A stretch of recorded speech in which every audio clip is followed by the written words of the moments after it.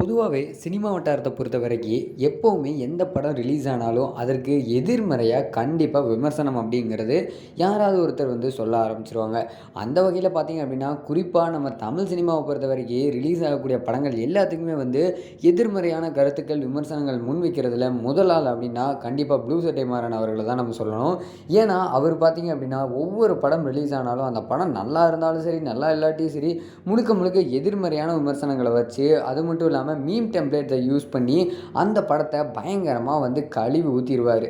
அப்படித்தான் பார்த்தீங்க அப்படின்னா, இப்போ விஜய் ஆண்டனி நடிப்பில வெளிய இருக்கக்கூடிய ரோமியோ படத்தையும் பயங்கரமா கலாய்ச்சிருக்காரு. அது மட்டும் இல்லாம விஜய் ஆண்டனியும் சும்மா இருந்தவரையும் சொரிஞ்சு விட்டுருக்காரு நம்ம ப்ளூ சட்டை மாறன். அதாவது பார்த்தீங்க அப்படின்னா, இப்போ ஹேட்ரிக் ஃப்ளாப் ஆயிருச்சு வேற விஜய் ஆண்டனிக்கு. அது மட்டும் இல்லாம கடைசியில முதல வாயிலேயே சிக்கிட்டாருப்பா இந்த நடிகர் திலகம் விஜய் ஆண்டனி அப்படிங்கிற அளவுல பார்த்தீங்க அப்படின்னா, இப்போ பயங்கரமா வந்து ஒரு பக்கம் ப்ளூ சட்டை மாறன் வச்சு செஞ்சிருக்காரு நம்ம விஜய் ஆண்டனிய. விஜய் ஆண்டனி நடிப்பில் சமீபத்தில் வெளியான ரோமியோ படம் வசூலில் வந்து ரொம்பவே மந்தமான ஒரு நிலையில தான் இருந்துகிட்ருக்கு. அது மட்டும் இல்லாமல் இந்த படத்தை பற்றி ப்ளூ சட்டை மாறன் வந்து ரொம்ப மோசமான விமர்சனமும் கொடுத்துருக்காரு. இதனால் இவருக்கு என்ன ஒரு லாபம்னே தெரியல. இவர் வந்து முழுக்க முழுக்க நெகட்டிவான விமர்சனங்கள் கொடுக்கறதுனாலேயே இவருக்கு வியூஸ் போகுது, சேனல் நல்லா ஓடுது அப்படிங்கிறதுக்காக இவர் இப்படியெல்லாம் பண்ணுறாரா அப்படின்னு பலரும் வந்து தங்களோட கருத்துக்களை தெரிவிக்கிறாங்க.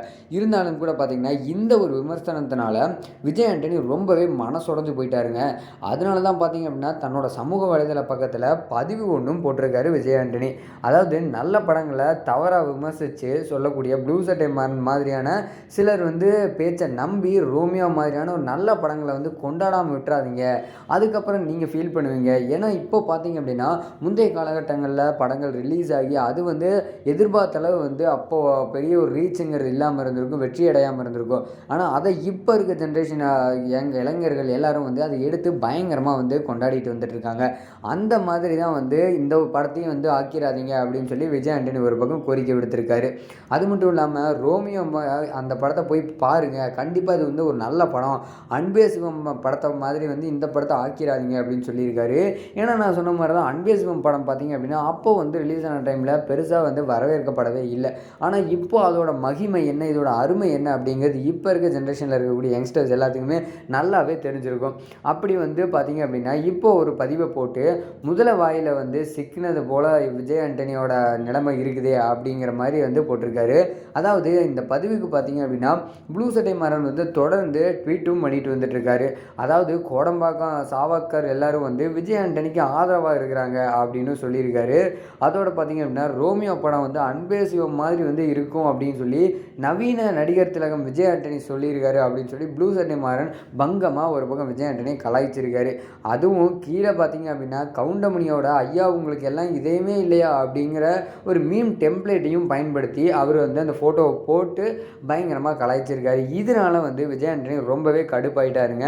அது மட்டும் இல்லாமல் பார்த்தீங்கன்னா அலைகடலென திரண்டு ரோமியோ படத்திற்கு அது ஓடக்கூடிய தியேட்டர்களுக்கு எல்லாரும் மக்கள் வாங்க வந்து படத்தை பாருங்கள், நிரம்புங்க, ஃபுல் சீட்டை ஃபுல்லாக நிரப்புங்க அப்படின்னு சொல்லி ஒரு பக்கம் படத்தையும் அந்த விஜய் ஆண்டனியும் வந்து ரொம்பவே வந்து இழிவுபடுத்துகிற விதமாக இந்த மாதிரி வந்து கமெண்ட்ஸ் எல்லாம் போட்டிருக்காரு. அது மட்டும் இல்லாமல் பார்த்தீங்க அப்படின்னா இதை தொடர்ந்து ரத்தம் கொலை ரோமியோன்னு ஹேட்ரிக் ஃப்ளாப் தந்ததுக்கு நாங்கள் தான் வந்து அனுதாபமாக தெரிவிக்கிறோம் அப்படிங்கிற மாதிரியும் சொல்லியிருக்காரு. மேலும் பார்த்தீங்க அப்படின்னா இவர் என்னதான் அப்படி காமெடி பண்ணியிருக்காரு அப்படிங்கிற மாதிரியும் கேள்வி எழுப்பியிருக்காரு. அதோட முதல் இரவில் வந்து மனைவி சரக்கடிக்கும் போஸ்டரை வச்சு தான் வந்து இந்த படத்துக்கு வந்து ஒரு பப்ளிசிட்டியே வந்து உருவாக்கியிருக்காரு, கிரியேட் பண்ணியிருக்காரு அப்படின்னு சொல்லியிருக்காரு. அது மட்டும் இல்லாமல் ஆனால் மக்கள் இதை பார்த்து கண்டுக்காமல் விட்டுட்டாங்க. இது வந்து மிகப்பெரிய ஒரு விமர்சனமாகவும் மாறி இருக்கு. விமர்சனங்களை வந்து சும்மா இல்லாமல் ஒரு பக்கம் ப்ளூ சட்டை மாறன் வந்த விமர்சனங்களையே மறுபடியும் சுரண்டி விட்டு அதை இன்னும் கொஞ்சம் பெருசாக வந்து உருவாக்கி விட்டுருக்காரு அப்படின்னே சொல்லலாம். இது பார்த்தீங்க அப்படின்னா மேலும் வந்து அடுத்தடுத்து வந்து கண்டிப்பாக ஒரு சக்ஸஸ் மீட் அப்படின்னு சொல்லி வைப்பாங்க. இதெல்லாம் வந்து அவங்களுக்கே இதெல்லாம் தேவையா அப்படின்னு யோசிக்கணும் அப்படின்னு சொல்லி ரொம்பவே தமாசா இருக்கும் இந்த மாதிரி சக்ஸஸ் மீட்லாம் வச்சா அப்படின்னு சொல்லி ஒரு பக்கம் ப்ளூ சட்டை மாறன் தரமாக வந்து விஜய் ஆண்டனியும் இந்த ரோமியோ படத்தையும் வேறு லெவலில் வச்சு செஞ்சுருக்காரு. இதனால் வந்து விஜய் ஆண்டனி ரொம்பவே கடுப்பாகி தான் பார்த்தீங்க அப்படின்னா இப்போ வந்து ட்வீட்டும் பண்ணியிருக்காரு. இப்படி தொடர்ந்து ப்ளூ சட்டை மாறன் பல நடிகைங்களை வந்து இந்த மாதிரி வந்து தவறாகவும் விமர்சனம் பண்ணுறது வந்து மிகப்பெரிய அளவில் வந்து ஒரு பெரிய தாக்கத்தை ஏற்படுத்திகிட்டு இருக்கு சினிமா வட்டாரத்தில். இதனால் இவருக்கு இன்னி என்ன பிரச்சனை வரப்போகுது? ஆல்ரெடி பார்த்தீங்க அப்படின்னா ரசிகர்கள் எல்லாரும் வந்து மிகப்பெரிய கடுப்பில் தான் இருக்காங்க ப்ளூ சட்டை மாறன் மேலே. இப்படி தொடர்ந்து இந்த மாதிரியான விஷயங்கள் பண்ணிட்டு வரதுனால அவருக்கு என்ன ஆதாயம் அப்படிங்கிறது தெரியல.